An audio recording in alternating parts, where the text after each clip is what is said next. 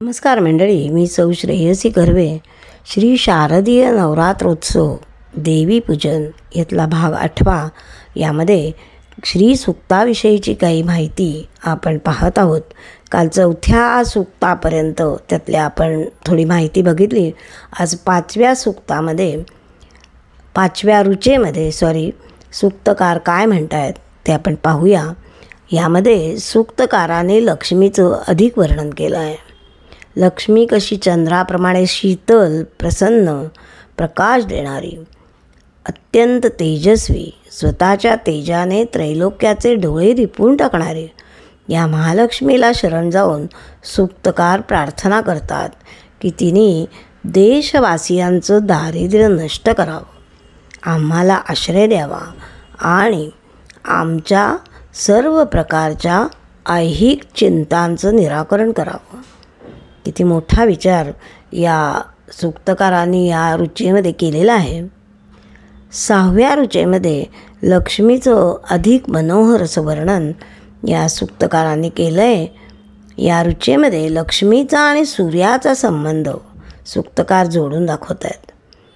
आदित्यवर्णे अशा विशेषणाने त्यांनी तिला गौरवलेलं आहे. लक्ष्मीचा वर्ण सूर्याप्रमाणे स्वयं तेजस्वी असा आहे. लक्ष्मीच्या तपस्सामर्थ्यामुळे बेलवृक्षाची फळे निर्माण झाली. लक्ष्मीच्या हातातून बेल ही वनस्पती निर्माण झाली. एकदा शंकराच्या पिंडीवर वाहण्यासाठी विष्णूला बिल्वपत्र कमी पडू लागली. त्यावेळी लक्ष्मीने आपल्या उजव्या हातापासून बिल्ववृक्ष निर्माण केला अशी कथा आहे. लक्ष्मीने बिल्ववृक्षाच्या अरण्यात जगाच्या कल्याणासाठी कठोर तपाचरण केलं असाही उल्लेख आहे. तो कालिका पुराणामध्ये असा उल्लेख आहे. बेल हा फुले न देता फळे देणारा असा वृक्ष आहे. अनेक प्रकारच्या व्याधींवर बेलाच्या पानांचा उपयोग होतो. बेलफळ म्हणजे बेलाचं फळ हे लक्ष्मीकारक आहे अशी समजूत आहे.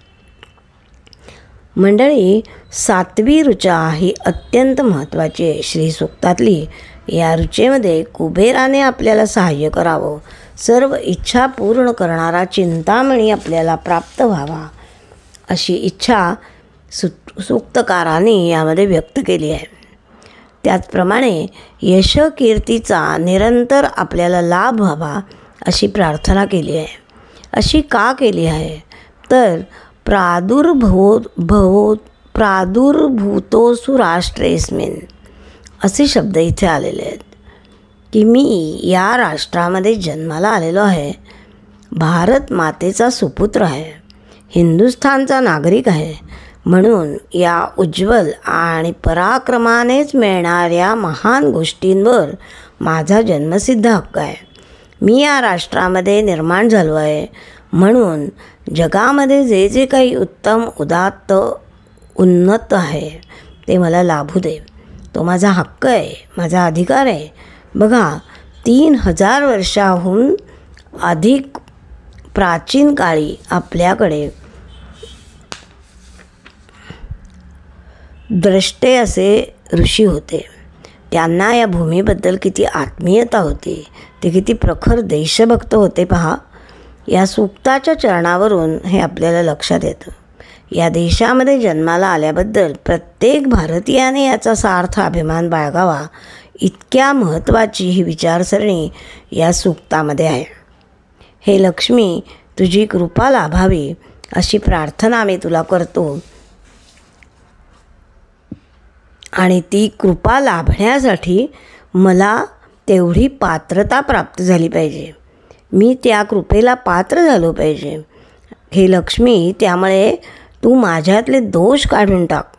ते दोष जर काढलेस की मग त्या कृपेचा आनंद मलाही मिळेल. तेव्हा कधीही खंडित न होणारी, कधीही थोडी देखील कमी न होणारी अशी तुझ्या कृपेची वृष्टी माझ्यावर अविरत होत राहू दे अशी तुझ्या चरणाची मनपूर्वक मी प्रार्थना करतो. आता पुढे 9व्या सूक्तामध्ये सूत्रकार काय म्हणतात महालक्ष्मी मातेला काय प्रार्थना करतात ते पाहूया उद्याच्या भागात.